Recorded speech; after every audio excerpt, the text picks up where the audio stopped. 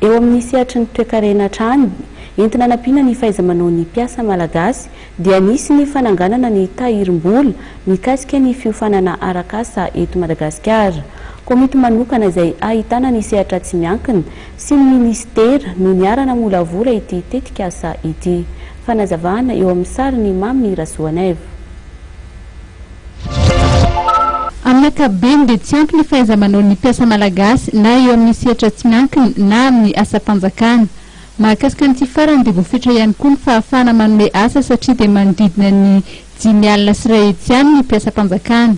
Io antony indrindra no nametrahana ny tahirim-bola mahakasika ny fampiofanana arakasa izay napetraky ny komity mpamolavola izay ahitana ny GEM na ny Groupement des Entreprises de Madagascar, ny fikambanan'ny mpandraharaha malagasy FIFPAMA, ny Conférence des Travailleurs Malagasy CTM ary ny Fédération'ny Anteneran'ny Varotra sy ny Indostria eto Madagasikara. Ahitana ihany koa ministera telo ao anatin'izany komity izany: ministeran'ny asa sy ny fampianarana teknika, ministeran'ny indostria sy ny fampandrosoana ny sehatra tsy miankina ary ny ministeran'ny vola sy ny fitantanam-bola. Ny anomezana fiofanana ho an'ireo mpiasa no tena tanjona mba afaka hamaly ny filana eo amin'izay sehatra izay.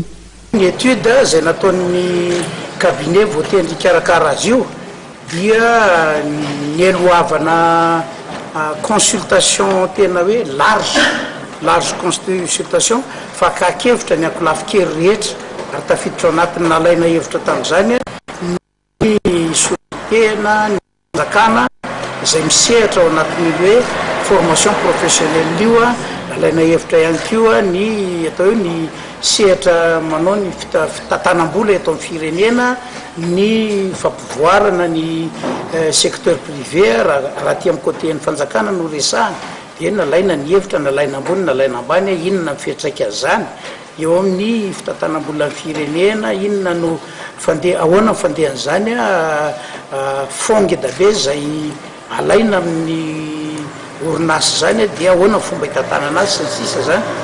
Ny mpampiasa no manatanteraka ny latsakempoka iray isan-jato ny totalin'ny karaman'ny mpiasa rehetra izany. Raha ny vina dia any amin'ny fiatombohan'ny taona 2024 no mianga ity tahirim-bola mahakasika ny fiofanana arakasa ity.